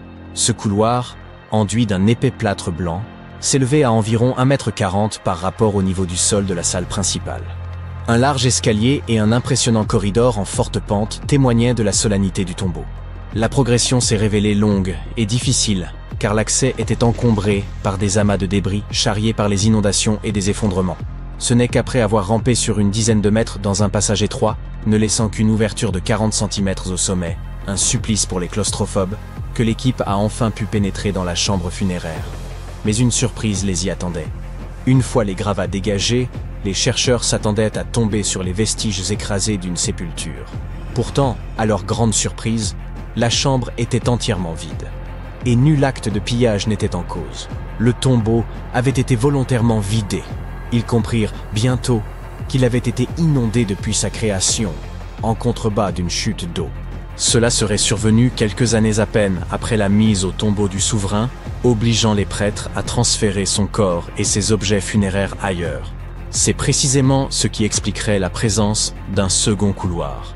Il aurait vraisemblablement été aménagé pour permettre le retrait du corps de Thoutmôsis II de la tombe submergée. En dépit des dégradations, l'équipe archéologique a mis au jour des trouvailles fascinantes. Des traces de mortier ornées d'inscriptions bleues, d'étoiles jaunes, ainsi que des fragments du livre de l'Amduat, l'un des textes funéraires majeurs de l'Égypte ancienne. Ce recueil visait à guider le défunt dans l'au-delà, assurant la réussite de son périple souterrain. Jetons plutôt un œil à la 18e dynastie égyptienne. Elle fut marquée par l'expansion militaire, l'agrandissement de l'empire et la construction de monuments saisissants. Parmi les figures les plus emblématiques de cette époque figurent Thoutmôsis Ier et Thoutmôsis III, deux souverains guerriers qui ont laissé une empreinte durable dans l'histoire. Thoutmôsis Ier, stratège redoutable, mena des campagnes décisives, étendant les frontières du royaume jusqu'à la 4e cataracte du Nil. Ces victoires ouvrirent à l'Égypte de nouveaux circuits commerciaux, consolidèrent ses alliances et accrurent sa prospérité. Leur importance fut telle qu'elles furent gravées dans les tombeaux de ces hauts dignitaires. Thoutmôsis III, surnommé parfois le Grand, alla encore plus loin. Brillant stratège, il fut d'abord général sous la reine Hatshepsut avant d'accéder lui-même au trône. Il mena entre 17 et 20 campagnes militaires, toutes victorieuses, propulsant l'empire à son apogée. Il est également à l'origine de la toute première marine connue. Thoutmôsis III demeure, à bien des égards, le plus grand pharaon guerrier d'Égypte. Entre ces deux géants, Thoutmôsis II apparaît comme une figure bien plus discrète. L'éternel cadet, peut-être? Son règne, long d'environ 5 ans, prit fin vers 1479 avant notre ère, lorsqu'il mourut à l'âge de 30 ans. Il reste entouré de mystères. Ses réalisations sont inconnues et l'emplacement de sa sépulture demeura introuvable pendant plusieurs siècles. Le corps de Thoutmôsis II a été découvert au XIXe siècle. Il reposait simplement dans le temple mortuaire de Deir el-Bahari, dissimulée dans une chambre secrète où les prêtres avaient pour coutume de cacher les momies royales, bien après le pillage de leur sépulture d'origine. En d'autres termes, cela signifie qu'à un moment donné, son corps a été déplacé pour le mettre en sécurité. Durant sa vie, Thoutmôsis II joua au moins un rôle décisif dans l'histoire égyptienne. Il épousa sa demi-sœur, Hatshepsut. Ce mariage, en apparence anodin, permit à cette dernière de devenir la plus grande pharaone d'Égypte après sa mort. Le revers, elle évinça son beau-fils, Thoutmôsis III, du trône pendant des décennies. Une fois au pouvoir, ce dernier fit effacer son nom par rancune. Et pourtant, Hatshepsut figure parmi les plus grands souverains de toute l'Égypte, hommes et femmes confondus. Elle enrichit considérablement le royaume, tant sur le plan économique qu'artistique. Elle organisa notamment une grande expédition commerciale vers le mystérieux pays de Punt, d'où elle ramena de l'or, de l'ébène et de l'encens. Soucieuse de marquer les esprits, elle fit ériger des monuments grandioses, dont plusieurs subsistent aujourd'hui. À Karnak, elle fit dresser d'imposants obélisques, l'un d'eux est toujours debout. C'est aussi elle qui fit construire le temple de Deir el-Bahari, aux innombrables colonnes, où elle fut ensuite inhumée. Fait marquant. Hatshepsut fut souvent représentée dans les arts comme un homme, arborant musculature et barbe postiche, selon les conventions réservées aux pharaons. Toutefois, elle tenait à ce que son identité féminine ne soit jamais totalement effacée, et se faisait notamment appeler fille de Ré ou Sa Majesté elle-même. À sa mort, en 658 avant Jésus-Christ, l'Égypte ne connaîtrait plus de souveraine aussi puissante avant l'arrivée de Cléopâtre, quelques 14 siècles plus tard. D'après le secrétaire général du Conseil suprême des antiquités égyptiennes, le nom d'Hatshepsut figure bel et bien dans le tombeau de Thoutmôsis II, ce qui laisse penser qu'elle aurait elle-même supervisé les funérailles de son époux. Quant à leur lieu de dernier repos, Hatshepsut se trouve dans la célèbre vallée des rois, tandis que la momie de Thoutmôsis II est aujourd'hui exposée au Musée national de la civilisation égyptienne, aux côtés d'autres souverains. Les visiteurs ont ainsi l'occasion rare de contempler les restes d'un pharaon longtemps tombé dans l'oubli. La découverte de ce tombeau est considérée comme l'une des plus importantes de ces dernières années. Les objets exhumés sur le site apportent de précieuses précisions sur l'histoire de la région, ainsi que sur le règne de Thoutmôsis II. Bien que l'architecture du tombeau demeure relativement sobre et reprenne les lignes classiques que l'on retrouvera chez les souverains suivants, sa valeur historique reste incontestable. Quoi qu'il en soit, les fouilles sont loin d'être terminées. Les archéologues se penchent désormais sur une autre énigme. Qu'est-il advenu du contenu manquant de la tombe? L'équipe est résolue à poursuivre ses recherches. Peut-être découvriront-ils encore d'autres secrets enfouis depuis des millénaires sous les sables d'Égypte? Une découverte macabre a été faite en Égypte il y a quelques années. Vous voulez en savoir plus? 16 mains humaines, soigneusement enterrées dans 4 fosses sinistres. À première vue, elles ne ressemblaient pas vraiment à des mains humaines, car elles étaient anormalement grandes. Mais c'étaient bien des mains d'hommes. Bizarrement, il n'y avait que des mains droites, aucune main gauche. Et nous avons découvert qu'un ancien rituel très sombre avait eu lieu à cet endroit. L'art et les contes de l'Égypte ancienne parlent d'une cérémonie au cours de laquelle les guerriers présentaient la main droite de leurs adversaires comme preuve de leur victoire et demandaient de l'or en échange. Les Égyptiens croyaient en une vie après la mort, et couper la main de quelqu'un revenait à lui ôter son pouvoir pour l'éternité. S'assurer ce type de victoire était intéressant pour les guerriers. Dans le cas qui nous occupe, le combat avait opposé les Égyptiens aux Hyksos, qui vivaient dans ce qui s'appelait autrefois Canaan. L'Égypte a souvent été le théâtre de découvertes qui ont marqué l'histoire.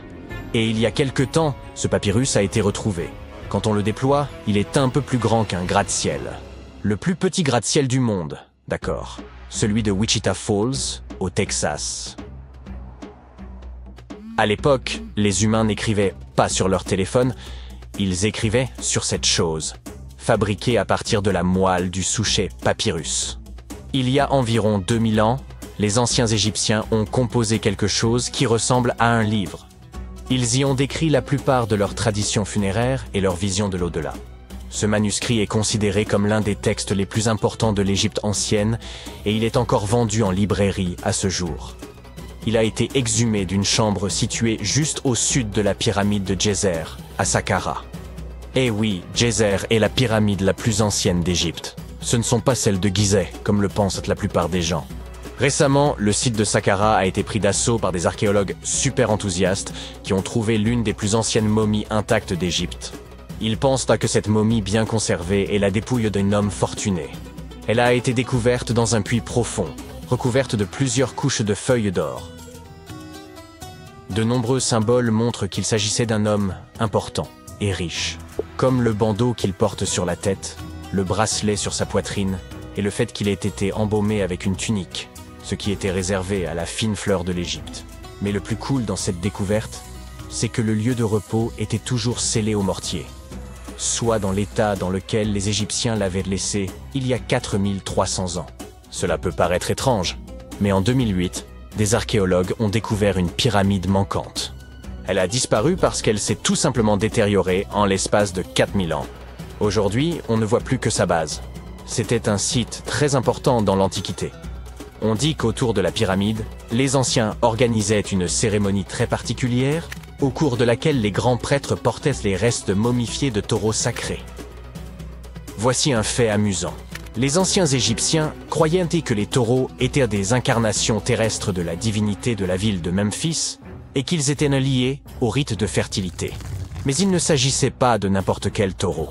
Ils devaient être entièrement noirs, avec une seule marque blanche entre les cornes et tout un tas de caractéristiques très spécifiques. Ils étaient sélectionnés par les prêtres locaux et honorés jusqu'à leur mort. Ensuite, ils étaient momifiés et enterrés dans des galeries souterraines. Cette pyramide manquante a disparu vers le XVIIIe siècle. C'est un archéologue allemand qui l'a découverte pour la première fois dans le village de Saqqara. Il l'a nommée la pyramide décapitée lorsqu'il l'a vue pour la première fois. Mais des années après sa découverte officielle, le sable du désert est venu la recouvrir. On a procédé à quelques fouilles, entre le 19e et le 20e siècle, mais pas de manière systématique. C'est pourquoi les scientifiques ont été très contents le jour où ils ont déterré la base entière de la pyramide après avoir retiré le monticule de sable de 8 mètres qui la recouvrait. Et saviez-vous que des archéologues américains fouillaient un cimetière égyptien qui pourrait contenir plus d'1 million de corps momifiés? Jusqu'à présent, les archéologues ont déterré environ 1700 momies. L'une des principales différences avec les autres momies égyptiennes classiques est que ces personnes n'étaient ni des rois ni des pharaons. C'étaient des gens du peuple ayant vraisemblablement vécu il y a 1500 ans, lorsque l'Égypte était contrôlée par les empires romains et byzantins. Le nom du cimetière est intéressant, la voie du buffle d'eau, au cas où vous voudriez y jeter un coup d'œil lors de votre prochain voyage. Outre les taureaux et les buffles, les Égyptiens de l'Antiquité aimaient aussi les babouins. Y a-t-il une logique dans tout ça? Au début du XXe siècle, des archéologues ont découvert un site rempli de babouins momifiés dans un endroit appelé la vallée des singes. Un animal n'aurait pas été momifié s'il n'était pas considéré comme important. Certains animaux étaient plus importants que d'autres, car ils étaient liés à des divinités spécifiques. Les chacals étaient liés à Anubis, l'ancien dieu de l'au-delà. Quant aux chats, ils étaient assimilés à la divinité féminine Bastet. Les babouins étaient très importants, car on pensait qu'ils étaient liés à Thoth, la divinité de la sagesse et conseiller de Ra, l'une des divinités suprêmes de l'Égypte. Les archéologues ont découvert que ces babouins n'étaient pas très heureux. Ils pensent qu'on les gardait à l'intérieur et qu'ils furent privés de la lumière du soleil pendant la majeure partie de leur vie. Ils souffraient d'une grave carence en vitamine D et étaient mal nourris. Peut-être que Thoth s'est mis en colère contre les gardiens de ces babouins, simple supposition. Les archéologues ne s'ennuient jamais en Égypte. Ils ont également trouvé des momies humaines avec des langues en or. Les Égyptiens étaient très attachés à la vie après la mort, et ils pensaient qu'avoir une langue en or pouvait aider une personne à parler une fois passée de l'autre côté. Un peu difficile sans doute, mais pourquoi pas. Certaines de ces momies furent placées dans des cercueils en bois avec des objets tels que des colliers, des poteries, des objets en or en forme de fleurs de lotus et de scarabées, et des iPhones. Je plaisante. Un nouveau temple a également été exhumé récemment en Égypte. Les scientifiques pensent qu'il était consacré à Zeus Cassios. Cette divinité serait un croisement entre Zeus, la toute-puissante divinité grecque, et le mont El-Kas. En fouillant la péninsule du Sinaï, en Égypte, les archéologues sont tombés sur 2 colonnes de granit rose qui sortaient du sol. Et bingo! Ils pensent que ces colonnes représentaient la porte d'entrée du temple, et qu'elles se sont effondrées lors d'un tremblement de terre il y a de nombreuses années. Et puisqu'on parle de divinités, certaines sont moins sérieuses que d'autres. Récemment, des scientifiques ont déterré un anneau d'or dans une ville située au sud du Caire. Non, Frodon, il n'est pas magique. Il s'agit d'un anneau en or, tout ce qu'il y a de plus normal, sauf qu'il est orné de la figure de la divinité de l'amusement, qu'on appelle Bess. Cette divinité est souvent décrite dans les textes sacrés comme un joyeux nain joufflu. Aujourd'hui, nombreux sont les tatouages dépourvus de signification et réalisés à des fins purement esthétiques. Dans l'Égypte ancienne, cependant, les femmes se faisaient tatouer afin d'être protégées au moment d'accoucher. C'est du moins ce que pensent les scientifiques. Dans la région du Nil, des chercheurs ont trouvé des momies dont les tatouages étaient bien conservés, ce qui est tout rare, car la peau se détériore très facilement. 2 de ces femmes s'étaient fait tatouer le bas du dos et les dessins étaient simples. Il y avait surtout des images, dont celle du nain joufflu dont nous venons de parler, Bess. Protéger les femmes lors de leur accouchement était donc apparemment son hobby. Me croiriez-vous si je vous disais que les anciens Égyptiens ont inventé les robots? Non. En effet, ce n'est pas tout à fait vrai. Bien sûr, c'étaient des astronomes, des mathématiciens et des ingénieurs. Mais ils sont également les auteurs d'une invention farfelue, une divinité automatisée que les scientifiques appellent Hathor. Cette statue en bois se trouvait depuis des années au Metropolitan Museum of Art, jusqu'à ce que quelqu'un remarque qu'elle avait un secret.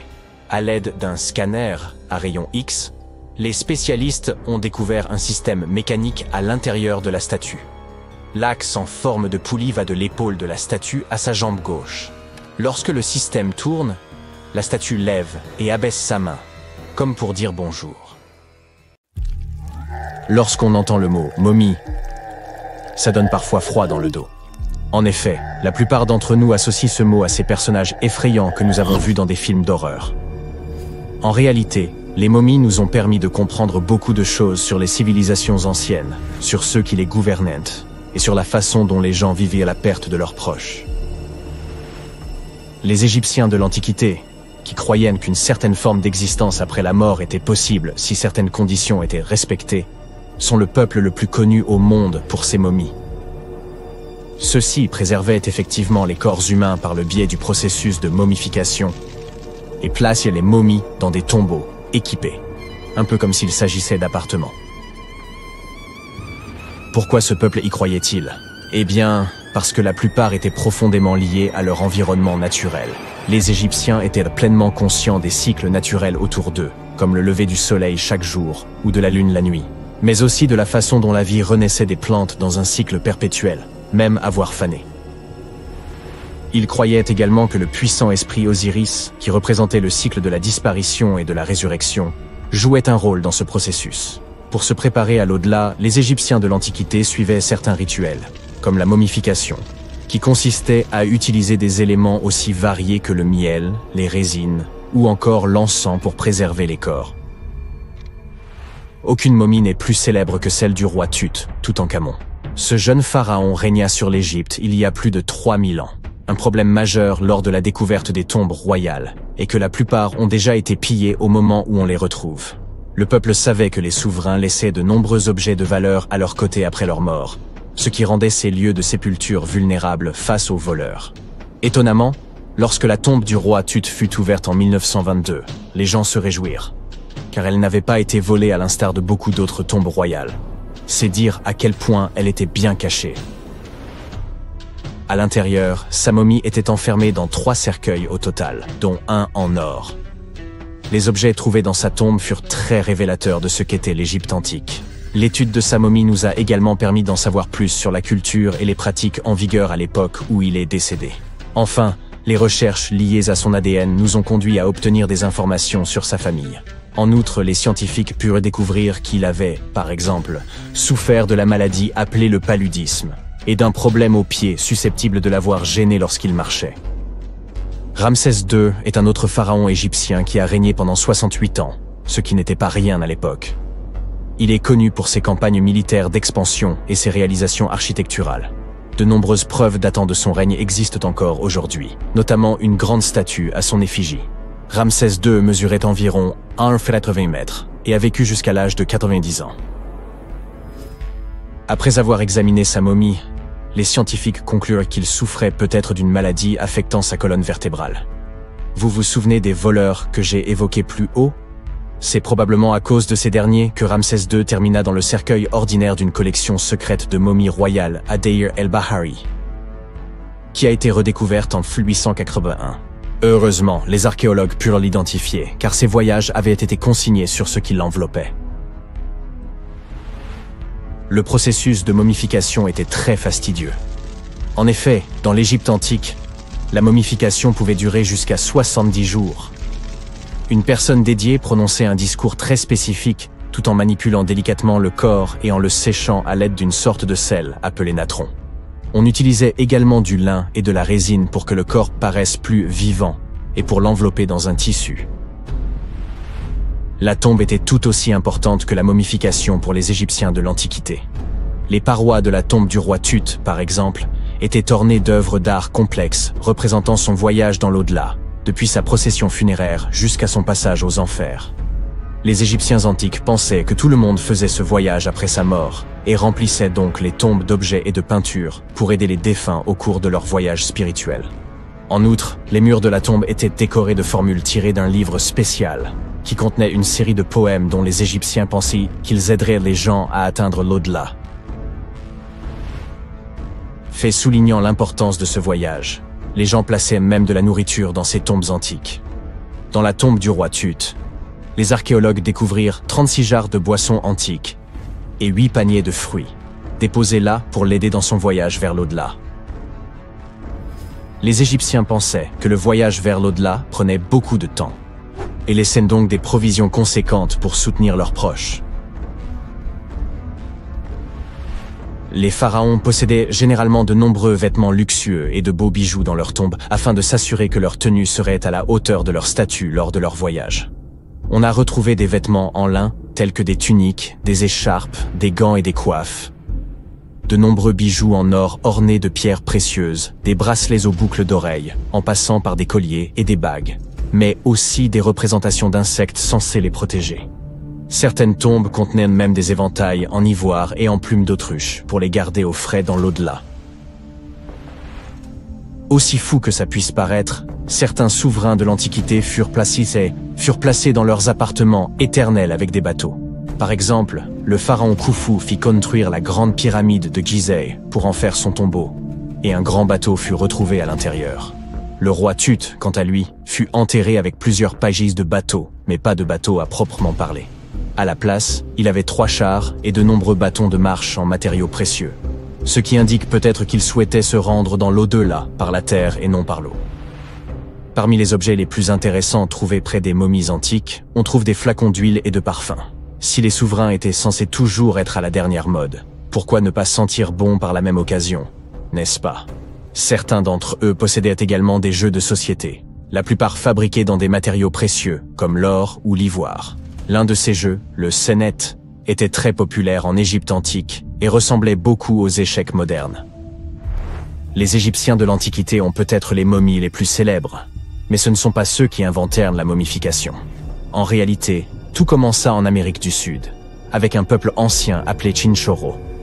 D'après ce que nous savons aujourd'hui, ce peuple fut le premier à momifier ses proches défunts et suivirent cette tradition pendant environ 2000 ans avant que les Égyptiens ne commencent leur propre rituel. Certes, l'étude de ces momies permet d'en apprendre beaucoup sur les souverains de l'Antiquité, mais jusqu'à récemment, nous n'avions encore aucune idée de ce à quoi les défunts ressemblaient vraiment de leur vivant. Cependant, il n'y a pas si longtemps que cela, des peintures de momies très particulières furent découvertes par des archéologues qui étudiaient des objets égyptiens antiques.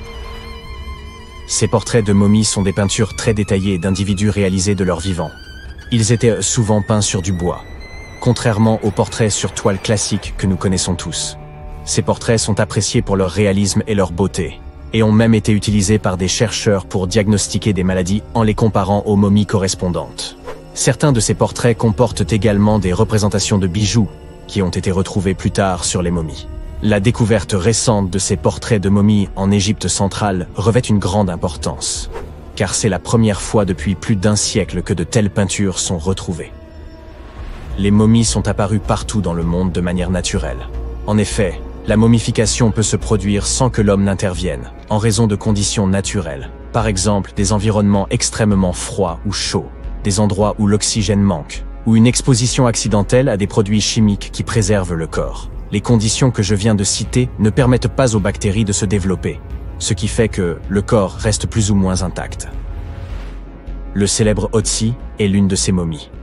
Nous savons aujourd'hui qu'il s'agissait d'un homme ayant vécu il y a environ 5000 ans en Europe, mais lors de sa découverte dans les Alpes en 1991, les autorités autrichiennes crurent d'abord qu'il s'agissait d'un alpiniste moderne en raison de la bonne conservation du corps. Cependant, après avoir retiré l'homme des glaces du glacier, il fut établi qu'il datait en fait de l'âge du cuivre. Il fait nuit, et tu t'apprêtes à pénétrer dans la dernière demeure du pharaon Toutankhamon. Tu n'as pas de torche, mais tu t'es au moins muni d'une lampe de poche. Tu descends plusieurs étages et tu remarques que les murs sont gravés de hiéroglyphes et de ce qui ressemble à un sort. Le sort dit « Ceux qui emporteront quoi que ce soit de cet endroit seront maudits ». Même si tu n'y crois pas vraiment, ça te fait un peu peur. Tu trouves une énorme porte en pierre. Est-ce un piège? Tu réussis à l'ouvrir, mais non, derrière, la salle est vide. Tu consultes ta carte. Il semble que tu suives la bonne direction. Au bout de plusieurs heures, tu comprends que tu es pris au piège dans un labyrinthe. Tu essayes de revenir sur tes pas, mais tu ne trouves plus la porte par où tu es entré. Ça y est, te dis-tu, tu es tombé dans le piège du pharaon. Et tu n'as rien apporté à manger. Nous avons tous vu des films hollywoodiens dans lesquels le personnage principal explore des ruines et se trouve confronté à des pièges très dangereux, n'est-ce pas? On nous a répété que la royauté égyptienne protégeait ses dernières demeures à l'aide de scorpions et de serpents venimeux, de portes coulissantes qui vous emprisonnent à vie et d'immenses rochers qui écrasent tous ceux qui se trouvent sur leur chemin. Mais ces pièges étaient-ils vraiment réels? Je regrette d'avoir à te l'annoncer, mais il ne s'agit que de fiction.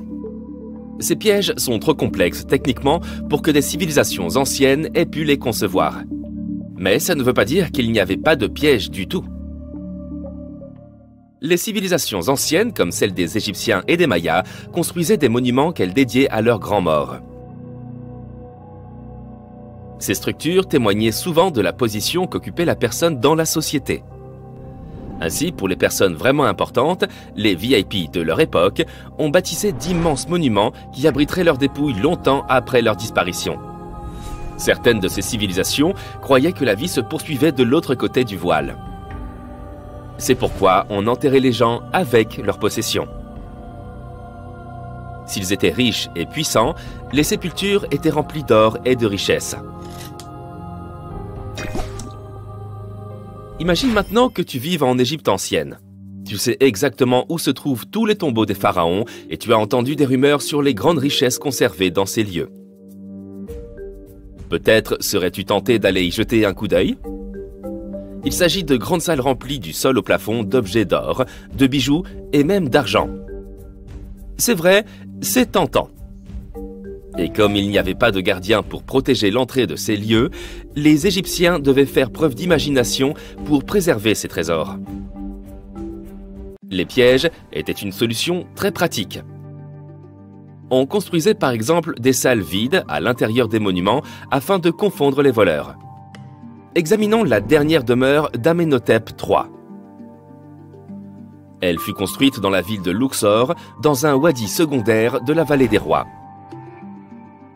Deux ingénieurs français ont découvert le monument entre 1905 et 1914. Cette structure est immense et comporte plus de 10 salles reliées entre elles par de longs couloirs et de raides escaliers. La salle du roi est la mieux dissimulée, et avant de la trouver, un étranger sera perdu plusieurs fois dans ce sombre dédale. D'autres pharaons ont tenté de protéger leurs richesses en faisant construire des monuments dont les faux planchers dissimulaient des trous d'une profondeur pouvant aller jusqu'à 6 mètres. Les visiteurs indésirables étaient ainsi découragés dans leurs recherches en voyant s'ouvrir le sol en chemin vers la chambre du roi. Outre les faux planchers, ils excellaient à construire de véritables labyrinthes de couloirs et de fausses murailles. Et les voleurs pouvaient mettre des heures avant de trouver la riche sépulture.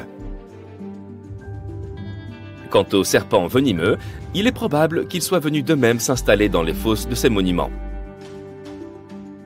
Et sans doute ne restaient-ils pas très longtemps. Comment ces reptiles auraient-ils pu survivre des années durant sans nourriture dans cet obscur intérieur? Oui, il s'agit donc bien encore d'une légende inventée par Hollywood. Si ces pièges te paraissaient ennuyeux, les archéologues ont trouvé un moyen de dissuasion intéressant dans la dernière demeure de la Reine Rouge de Palenque, au Mexique. Palenque était l'une des puissantes cités mayas du Mexique précolombien. On pense que la Reine Rouge était la grand-mère du dernier roi maya. Sans aucun doute, une personne d'une grande importance pour l'Empire. En son honneur, un immense monument fut construit pour conserver son corps après sa mort. La découverte de la tombe elle-même a été un véritable événement. Les archéologues ont trouvé un ancien monument en creusant sur le site en 1994. Ils ont d'abord vu une salle avec une porte cachée. Une fois la porte ouverte, ils ont découvert un long couloir. Enfin, au bout de ce couloir, se trouvait la chambre de la reine. Les archéologues étaient impatients de mettre au jour cette salle contenant la momie de la reine. Elle était entourée de perles, de coquillages de jade et de pierres précieuses. Mais en explorant les vestiges, l'équipe a remarqué quelque chose d'assez étrange. La pièce était couverte de poudre rouge. Les chercheurs connaissaient l'importance de cette couleur pour le peuple maya et savaient qu'ils s'en servaient pour décorer leurs vêtements et leurs bâtiments. Mais ils ne comprenaient pas la présence de cette substance inconnue dans la sépulture de la reine. Après en avoir rapporté un échantillon pour une analyse approfondie, ils ont découvert que cette poudre était du cinabre, un minéral très nocif. Cette poudre, lorsqu'elle est inhalée, peut causer de graves dommages à la santé d'une personne. L'équipe a conclu qu'il ne pouvait s'agir que d'un piège pour ceux qui tenteraient de s'emparer de ces richesses. Les poudres toxiques sont peut-être les pièges les plus efficaces que nous ayons vus jusqu'à présent. Mais le moyen le moins onéreux d'éloigner les visiteurs indésirables était peut-être d'inscrire des sortilèges sur les surfaces des monuments. Nous en ririons probablement aujourd'hui, mais à l'époque, cela marchait extrêmement bien. Les sorts disaient généralement que quiconque emporterait quoi que ce soit connaîtrait un destin funeste. Certaines formules promettaient aux voleurs qu'ils perdraient leur maison dans de grands incendies ou de terribles inondations, d'autres que les malfaiteurs auraient des problèmes de santé incurables. Mais rien de tout ça n'a suffi à dissuader les pilleurs. D'étranges histoires semblent attester de la réalité de ces sortilèges. L'une d'entre elles est celle du célèbre égyptologue britannique Howard Carter, responsable de la découverte de la tombe du pharaon Toutankhamon dans les années 1920. Après des mois de fouilles infructueuses, Carter a découvert cette sépulture par hasard. Il a trouvé l'entrée d'un escalier sous le sol dans lequel il creusait depuis des mois. Aidé d'une équipe, il a dégagé les amas de sable qui en bloquaient l'entrée et a découvert une porte. Plusieurs symboles étaient gravés sur celle-ci. Et Carter savait que cela ne pouvait que signifier qu'une personne très importante avait été enterrée à cet endroit. Et il avait raison. À l'aide de son burin, il fit un trou dans le coin supérieur gauche de la porte en s'éclairant à la flamme d'une bougie. Il n'en croyait pas ses yeux. Devant lui, de nombreux objets d'or ainsi que des joyaux brillaient de tout leur feu. Carter venait de découvrir la dernière demeure de Toutankhamon, perdue depuis 3000 ans. Mais l'histoire ne s'arrête pas là. Cette découverte s'accompagna d'une série d'événements malheureux qui portent à croire qu'un sort avait été jeté. Quelques années plus tard, Carter mourut mystérieusement. Et certains de ses assistants perdirent leur maison dans des inondations, tout comme l'une des formules le promettait. Certaines personnes croient qu'il s'agit de simples coïncidences, car il n'y a aucune preuve du lien entre ces différents événements. Et toi, qu'est-ce que tu en penses? Était-ce un bon piège après tout? Au début des années 1920, le monde était fasciné par le phénomène du roi Toutankhamon. Un archéologue britannique du nom de Howard Carter a fait la découverte de la tombe du jeune pharaon dans la vallée des rois en Égypte en 1922. Mais l'intérêt du public ne se limitait pas à l'or et aux bijoux découverts. La presse a largement couvert la malédiction des pharaons. Mais était-elle fondée? Une ancienne malédiction était-elle vraiment responsable des morts inexpliquées survenues à chaque incursion dans les pyramides? À l'époque, C'était la seule explication pour une série de décès mystérieux.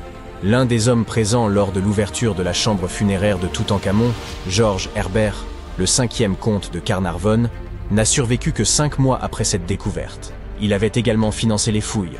Arrive ensuite Sir Arthur Conan Doyle.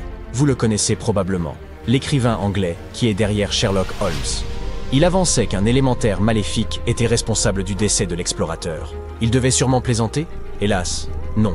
Les journaux ont continué d'associer la malédiction des pharaons à chaque décès d'égyptologues. Comme leur nom l'indique, ce sont les scientifiques qui étudient les anciennes cultures égyptiennes. L'archéologue qui a ouvert la tombe du roi Toutankhamon est décédé 17 ans après la découverte. La cause de sa mort, la maladie de Hodgkin, n'était pas un secret. Malgré cela, des journalistes du monde entier ont continué à évoquer une malédiction, ce qui commençait à friser le ridicule. La science devait pourtant fournir une explication rationnelle, n'est-ce pas? Eh bien, c'est exactement ce qu'elle a fait, et elle était liée à la présence de moisissures communes. Des champignons nocifs, tels que l'aspergillus, peuvent survivre pendant de longues périodes dans des tombes scellées. Lorsqu'ils sont inhalés par des gens dont le système immunitaire est affaibli, cela peut entraîner un risque élevé d'infection. Aujourd'hui, les médecins pensent que c'est ce qui est arrivé aux malheureux explorateurs il y a plus d'un siècle. Les scientifiques savent maintenant que ce type de champignon prospère particulièrement bien sur les céréales. Or, la tombe de Toutankhamon était remplie d'offrandes sous forme de paniers remplis de céréales crues et de pain. Les chercheurs ont également trouvé d'autres variétés de champignons sur les anciennes momies égyptiennes. Ces moisissures peuvent entraîner de graves complications pour les êtres humains. Le danger inhérent aux matières organiques en décomposition est bien réel. Il suffit de regarder à l'intérieur de votre réfrigérateur. Tous les restes de nourriture commencent à se décomposer après seulement 3 à 4 jours. Vous pouvez donc imaginer ce qui se produit avec de la nourriture dans une chambre scellée pendant des milliers d'années. La nourriture n'est qu'un type de matériau organique. Le bois en est un autre. Lorsqu'il est exposé à l'eau ou à l'humidité de l'air, il commence également à se détériorer. Il n'est pas nécessaire de se rendre en Égypte pour observer les effets de ce processus. Tout bâtiment abandonné dans votre quartier peut en témoigner. Lorsqu'un morceau de bois est mouillé et n'a pas moyen de sécher, c'est là que surviennent les dommages. Des champignons aux insectes xylophages, la liste est longue.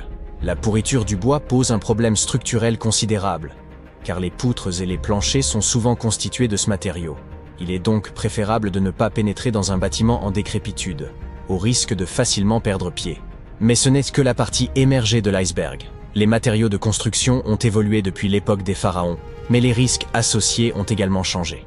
Un exemple frappant est l'amiante. Jusqu'aux années 1970, cette substance était largement utilisée dans de nombreux matériaux d'isolation domestique, des chaudières à l'insonorisation. Dotée de microfibres, l'amiante offrait une isolation thermique remarquable.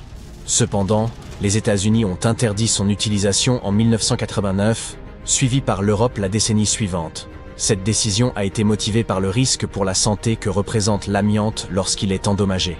L'inhalation de ces fibres peut entraîner de graves problèmes de santé, et les structures abandonnées regorgent souvent de ce matériau, sans personne pour en assurer l'entretien. Vous comprenez maintenant le danger encouru. Un autre matériau fréquemment rencontré dans les anciens bâtiments est le plomb.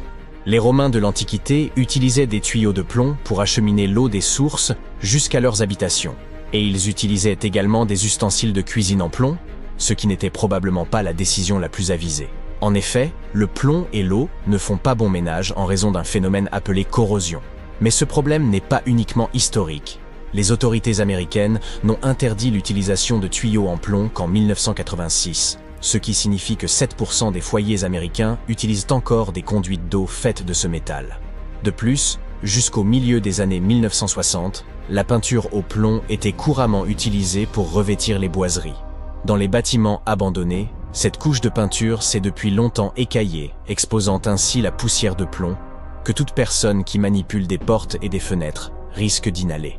Les particules de poussière sont au moins visibles à l'œil nu, ce qui n'est pas le cas du monoxyde de carbone. Ce gaz est incolore, donc impossible à voir, et inodore, donc impossible à sentir. Il est donc difficile de détecter une fuite de monoxyde de carbone. Comment ce gaz dangereux s'échappe-t-il généralement? En raison d'un mauvais entretien. Or, les bâtiments abandonnés ne bénéficient d'aucun. Ainsi, alors que vous explorez une vieille usine, vous pourriez subitement ressentir des étourdissements et de terribles maux de tête. Ce ne sont là que quelques-uns des symptômes d'une intoxication au monoxyde de carbone, parmi les plus bénins. Mais quelle en est la source? Il suffit qu'une vieille chaudière cède enfin après des années de négligence. Nous nous heurtons à une question cruciale. Quel est le principal déterminant de la qualité de l'air à l'intérieur d'une pièce? Si vous pensez à l'oxygène, vous faites fausse route. En réalité, les niveaux d'oxygène ne diminuent que de 0,3% en 8 heures dans une pièce hermétiquement close. Cette diminution est encore plus minime dans des conditions normales, où les portes et les fenêtres ne sont pas scellées. Ainsi, l'oxygène n'est pas le principal souci. Ce sont plutôt les niveaux de dioxyde de carbone, ou CO2, qui augmentent considérablement à l'intérieur d'une pièce fermée. Cela découle directement de la respiration humaine. Nous inhalons de l'oxygène et expirons du CO2, qui devient ainsi un gaz résiduel. Normalement, il ne représente qu'une infime fraction de l'air que nous respirons, soit 0,04%. Toutefois, dans une pièce close, des niveaux élevés de dioxyde de carbone peuvent entraîner la somnolence. Et c'est la dernière chose dont vous avez besoin lorsque vous vous trouvez dans un édifice délabré. Le dioxyde de carbone réduira votre capacité à penser clairement. Une étude intéressante menée par des chercheurs de Harvard en 2016 en témoigne. Ils ont invité des employés de bureau à venir travailler pendant 6 jours consécutifs pour effectuer un test de résolution de problèmes. Au cours de la semaine, les niveaux de dioxyde de carbone ont été progressivement accrus dans ce bureau fictif. Les résultats du même test se sont détériorés au fil du temps. Bien sûr, de nombreux facteurs entrent en jeu, mais les niveaux de CO2 ont indéniablement eu un impact sur la capacité des travailleurs à résoudre les problèmes. Cette étude s'est déroulée dans un environnement de bureau typique, et non dans un bâtiment en ruine où les visiteurs doivent surveiller chacun de leurs pas. Quand je parle de visiteurs, je fais vraiment référence à des intrus. Et l'intrusion constitue un délit, applicable tant aux propriétés privées que publiques. Si vous enfreignez la loi, vous pourriez faire face à une amende pouvant atteindre 15 000 €, voire une peine de prison. Voilà qui devrait vous faire réfléchir à 2 fois, avant de sauter par-dessus une clôture portant un panneau d'interdiction. De plus, vous pourriez ne pas être seul à l'intérieur. Vous ne saurez jamais qui d'autre se trouve dans le bâtiment. Peut-être une personne mal intentionnée. Qui sait? Cette menace n'est pas nécessairement représentée par une personne. Les animaux peuvent aussi être dangereux. Vous seriez effrayé de rencontrer un rat, par exemple. Mais le pauvre animal serait tout aussi effrayé et pourrait vous mordre. Les rats peuvent transmettre une liste assez longue de maladies. Mais leurs dents peuvent également causer d'autres dommages. Comme elles poussent constamment, les rats doivent constamment ronger pour les empêcher de devenir trop longues. Si vous avez déjà eu une petite fringale tardive, vous comprenez ce sentiment. Les câbles électriques sont souvent la première cible des rongeurs et les bâtiments abandonnés en regorgent. Le vieux câblage est déjà dangereux en soi. Les structures érigées avant 1984 utilisaient souvent des fils en aluminium. Aujourd'hui, le cuivre est préféré, car un fil en aluminium a 55 fois plus de chances de prendre feu qu'un fil en cuivre. Un simple geste, comme actionner un interrupteur dans un bâtiment délabré, peut vous coûter la vie. Soyez attentifs aux signes révélateurs que quelque chose ne va pas. Des lumières qui clignotent, des étincelles au niveau des prises ou une odeur de fumée. De plus, ne comptez pas sur une prise de terre pour vous protéger de l'électrocution, car celles-ci ne sont devenues la norme qu'à partir des années 1960.